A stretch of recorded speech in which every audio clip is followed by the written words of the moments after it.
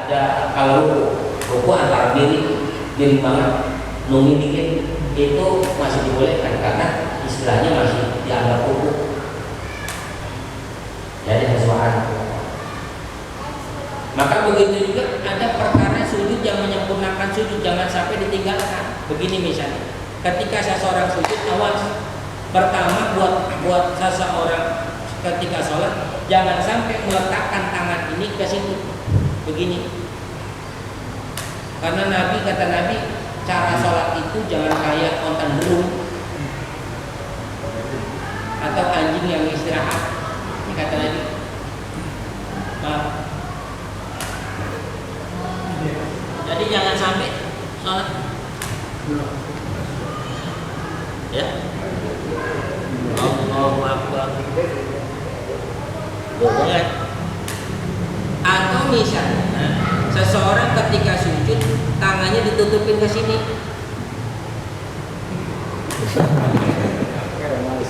Ada kayak gitu? Ada aja. Ada lagi yang kayak latihan kungfu. Begini dia.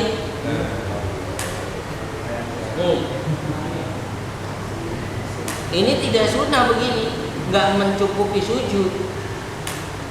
Karena harus begini. Rapat nggak boleh, renggang juga nggak boleh. Sedang-sedang aja. Ada juga yang madepnya ke sini, ada nggak?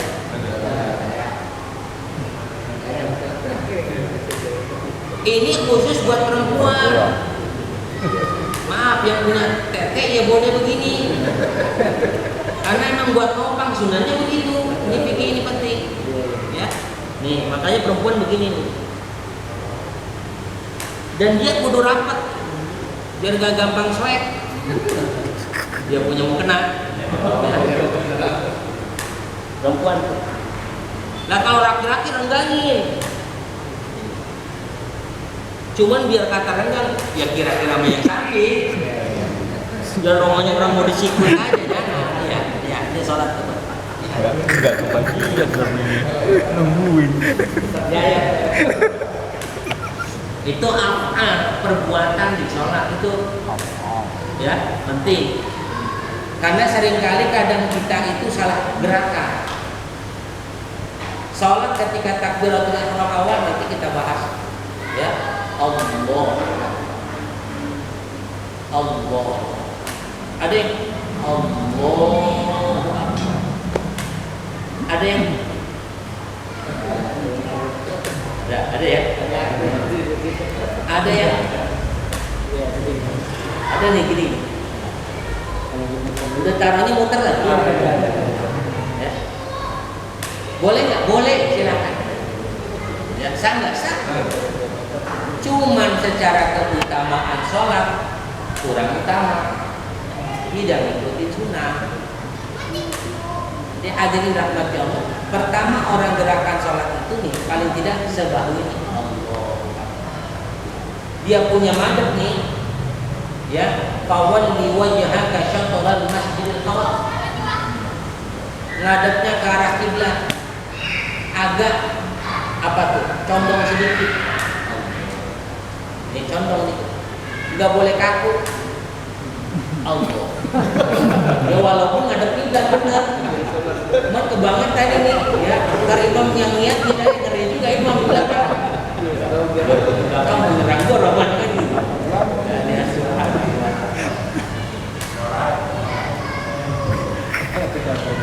Ya, jadi contohnya paling tidak seperti ini. Ya, contohnya pada dia punya jempol ini sih. Ya, di bawah lah apa telinga. Boleh nggak begini? Boleh karena dianggap alif lam ha Allah. Dari ya, yang penting terbuka. Jadi hanya subhanallah. Walaupun tadi saya katakan karena ini sifatnya sunnah sifatnya. Ya, sehingga tadi kalau sunnah ditinggalkan nggak membatalkan daripada sholat. Tapi dia begini doang rapi, dia nggak takbir itu jadi sholat. Hadir rahmat Allah Subhanahu wa taala. As-salatu wajibatun bil kitabi wa sunnah wal ijma'. Amal kita salat itu disyariatkan menjadi wajib berdasarkan Al-Qur'an, hadis Nabi dan kesepakatan para ulama. Apa Al-Qur'an menyatakan?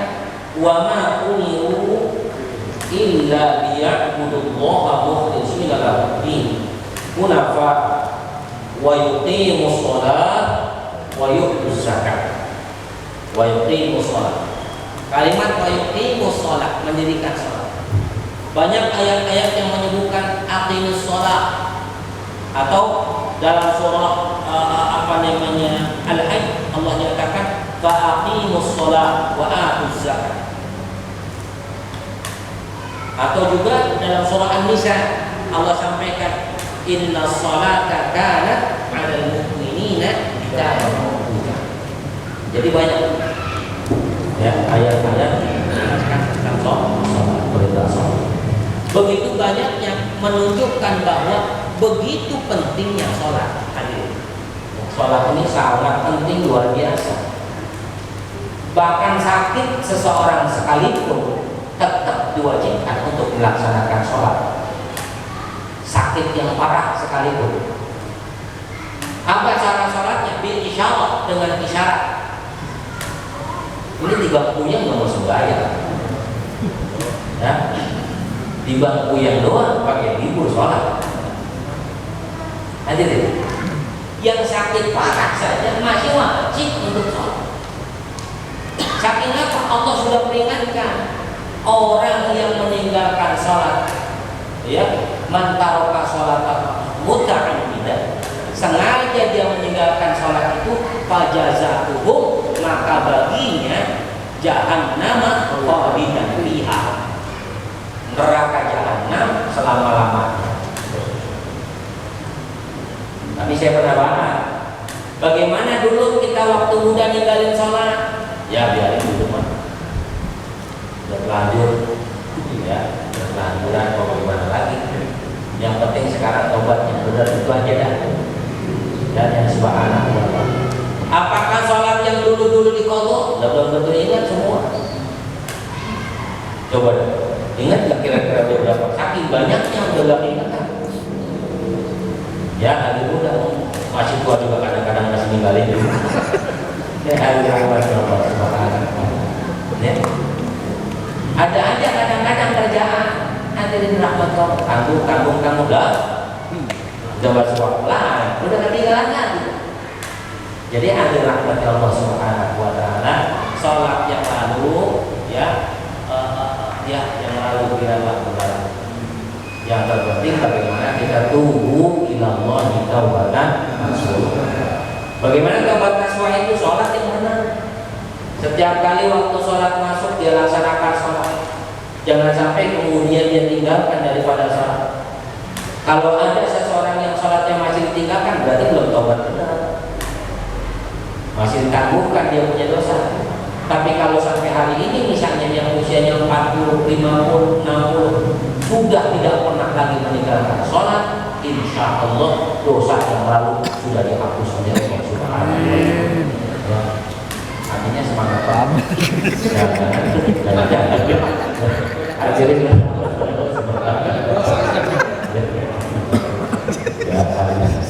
Ya mudah-mudahan mohon ya jangan. Sebab hadirin rahmat Allah. Dulu pun sahabat sama. Ketika menyatakan asyhadu an la ilaha illallah asyhadu anna muhammadar rasulullah di hadapan baginda Nabi sallallahu alaihi wasallam, dulu mereka enggak melakukan ibadah. Bahkan membunuh orang, membunuh bayi, perempuan, ibu-ibu. Makanya banyak sahabat teringat dengan masa lalunya, mereka menangis sejadi-jadinya. Kenapa engkau menangis? Saya teringat dosa di masa lalu. Ya, tapi Nabi sampaikan apa? Sudah, lanjutkan saja perkara yang baik. Sebab perkara baik itu yang Allah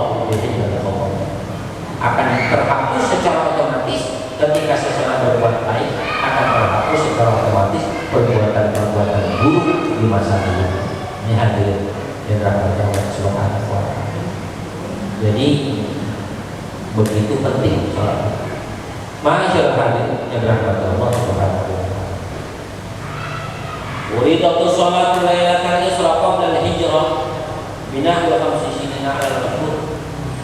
Dan hadirin rahmati Allah Subhanahu wa taala, diwajibkan sholat itu ketika pada malam Lailatul Isra. Ya, Allah abadikan dalam surah Al-Isra, subhanalladzi asra bi 'abdihi lailatul isra ila al-masjidil haram.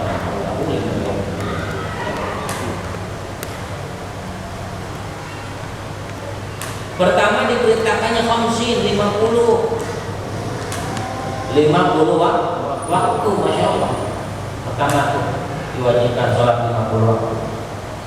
Udah gak keteman itu ojek. 50 waktu hadir. Udah gak keteman kita pergi kerja enggak? Ya, membayang aja kerjanya 50 waktu. Orang yang 5 waktu aja kadang-kadang sholatnya gak kebagian. Iya gak? Ini ada subhanallah wa ta'ala. Nah, terus begitu. Ini mana syarah Allah Subhanahu wa taala. Wajib fardun ala kulli mukallaf baligh aqil. Salat itu fardu ain. Karena fardu ada dua, fardu kifayah, fardu ain. Fardu kifayah boleh diwakilkan, fardu ain enggak boleh diwakilkan, dan bisa diwakilkan. Nah, salat itu sifatnya fardu ain. Siapapun orangnya maka wajib baginya salat. Siapa orang itu? Mukallaf, muslim, berakal, baligh. Muslim dia balik, stres, nggak usah sholat. Ya. Jadi banyak orang yang sekarang itu milih stres. Lu kalau harus bayar, berarti stres. Karena memang tadi pilihannya. Kalau memang orang yang nggak sholat itu, pertama orang yang gila itu nggak sholat ya. Yang kedua bocah kecil itu nggak sholat ya. Yang ketiga orang kafir itu nggak sholat. 3 itu pilihan. Jadi kalau misalnya ada orang nggak sholat, berarti bisa aja 3 hal itu ada pada dirinya. Kafir rokok, bocah rokok, ya. Gila. Ya, bukan kata saya, kata hukumnya begitu. Hukumnya benar. Masyaallah hadirin dan rahmatullah. Walakin tu'maru bihal al-aulad lisab'i sini. Tetapi buat anak-anak itu disunahkan atau diwajibkan buat orang tua memerintahkan anaknya untuk melaksanakan sholat kapan? Ketika usianya 7 tahun. Pukul dia alaiha al-ishri. Kalau sampai 10 tahun dia belum mau melakukan sholat, pukul. Ya. Biadihi la bihukm. Pukulnya pakai apa? Biadi, pakai tangan. Jangan pakai kayu. Pelan-pelan itu juga sebutannya ghorwatan tarbiyah. Pukulan yang mendidik. Sebab kata Nabi, muru sibyanakum bis-sholati sab'i sinin. Wadribuhum 'alaiha al-ishri sinin wa farriqu bainahum bil madajid. Kata Nabi, perintahkanlah anak-anak kalian untuk sholat kapan? Ketika usianya 7 tahun. Kalau sampai 10 tahun mereka meninggalkan sholat, maka pukul. Wa farriqu bainahum bil madajid, kemudian pisahkan tidur mereka ketika usia 10 tahun. Artinya nggak usah nyampur lagi tidurnya sama kita. Pos roda kayak dia tidur di sana. Ya, bukan itu maksudnya, supaya tidak berganggu. Ya, kalau memang dia di kamar kita yang nyungsar. Dan biasanya bapaknya yang nyungsar biasanya. Anaknya mamanya, kita mau keluar, dia mungkin biarin kan. Nah, semua apa itu mereka kita. Maka ada pada Allah Subhanahu wa taala. Di sini pun ada tafsiran hadis berarti wa farriqu bainahum bil madajih. Ketika 10 tahun dipisahin, dia tetap tidurnya, cara tidurnya dipisahin. Bagaimana kalau kamarnya memang satu-satunya, paling tidak anaknya di atas, bapaknya di bawah misalnya, kan umumnya gitu, ya? Atau misalnya bapaknya di atas, anaknya berlari itu di bawah, bukan di kolongnya, di sebelahnya. Siapa bocah terkolong, gitu ya, di sebelahnya. Dari situ ngelatih anak supaya apa? Ntar dipondokin rada gampang. Ini emang kok sampai gede masih di situ juga di rumah kita dipondokin nangis mulu. Emang kami nyatu mulu gitu ya. Ya, ini makanya Nabi tuh dia perintahin kita wafariku bainahum fil mawad. Ini ada cara penafsirannya wafariku untuk memisahkan kehidupan anak dengan kehidupan kita. Artinya apa? Pondokin anak merupakan sunnah. Ya, ini bukan iklan pondok ini lah. Iklan hadis ini mah. Ya, ada. Sebab pondok pesantren itu sudah ada sejak masa Nabi. Itu ahlu sufah, mereka yang tinggal di pinggiran Masjid Nabawi, di Masjid Madinah, itu mereka pondoknya sama Nabi, ngajinya sama Nabi. Ada yang jadi insinyur, ada yang jadi ahli strategi perang, ada yang jadi macam-macam. Ya, ada yang memang ahli agama, ada yang macam-macam pokoknya lah. Nah, itu berangkat dari satu hakikatnya pesantrennya kayak begitu. Jangan berpikir pokoknya pulang pesantren jadi ustaz, belum tentu. Ya, pulang pondok ada yang jadi presiden, ada. Pulang pondok ada, kalau pulang pondok semua jadi ustaz pada berantem ustaz. Ya, lebih satu kampung lagi gitu. Ya, kalau lihat bendera kuning kampung. Job. Ini hadir. Jadi bisa saja. Saya punya teman pulang pondok ada yang jadi TNI, ada. Saya punya teman, ya mondok bareng nih sekarang jadi bos apa itu Kuningan itu. Ada juga yang sekarang dia bikin segala hal yang pokoknya dari besi apapun. Termasuk ada juga yang bikin mesin segala macam mesin. Itu mondoknya bareng saya, sekelas itu ditegak. Itu jadi begitu ya subhanallah. Tapi ngaji bisa, nyari duit juga bisa. Nih, ini nyari duit susah, ngaji kagak betul.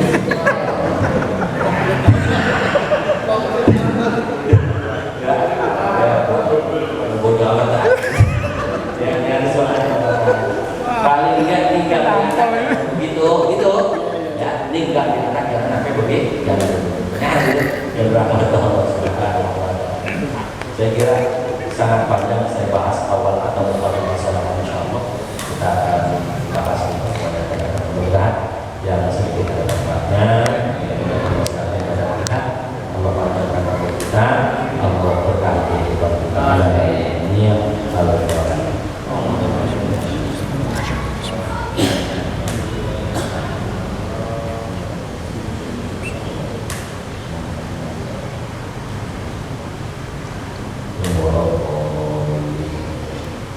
Mungkin ada yang mau bertanya. Posisi dalam salat di tahiyat akhir kan posisi jari kaki. Kan kadang-kadang dia posisi begini, ada yang begini. Posisinya ini jempol ini. Ada yang begini kan. Yang utamanya yang kanan. Terima kasih. Ada lagi silakan.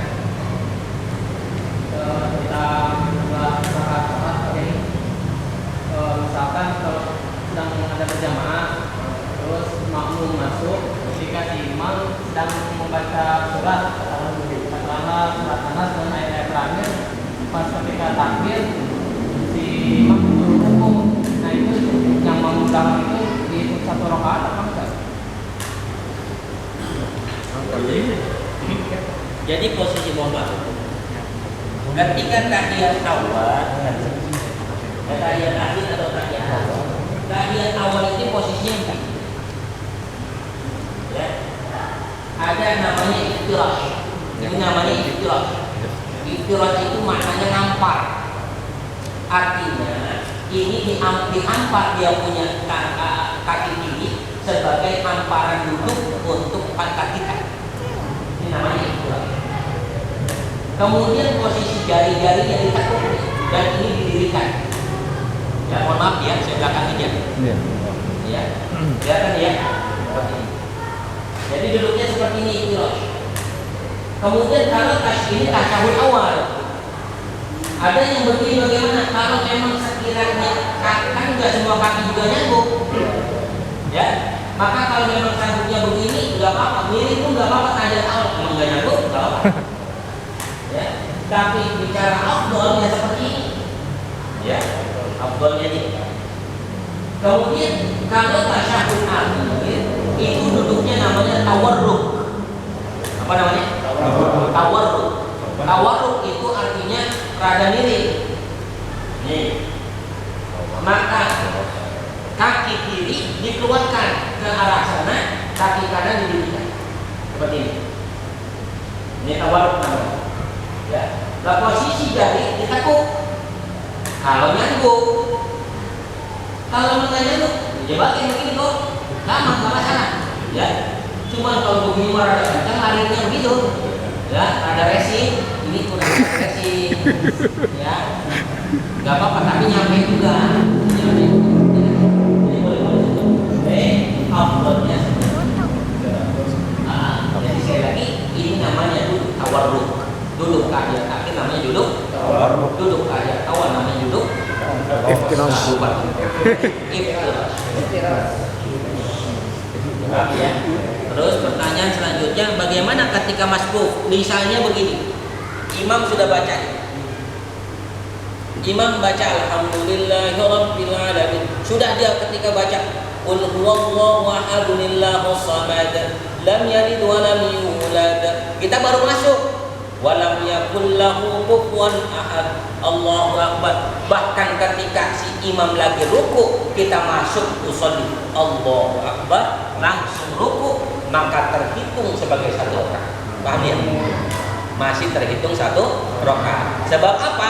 Dia tidak meninggalkan satu rukun. Ya, loh kan Al-Fatihah nggak baca, kan ditanggung sama imam.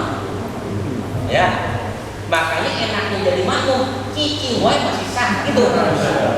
Diam aja masih imam begitu. Paham ya? Jadi ketika di tempat, Nah, itu dia. masih dianggap satu rakaat. Ada lagi silakan.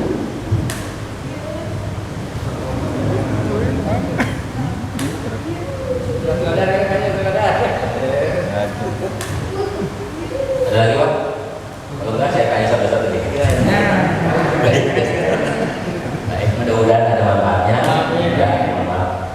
Ya Arhamar Rahimin, Ya Arhamar Rahimin, Ya Arhamar Rahimin, Farid 'alal muslimin.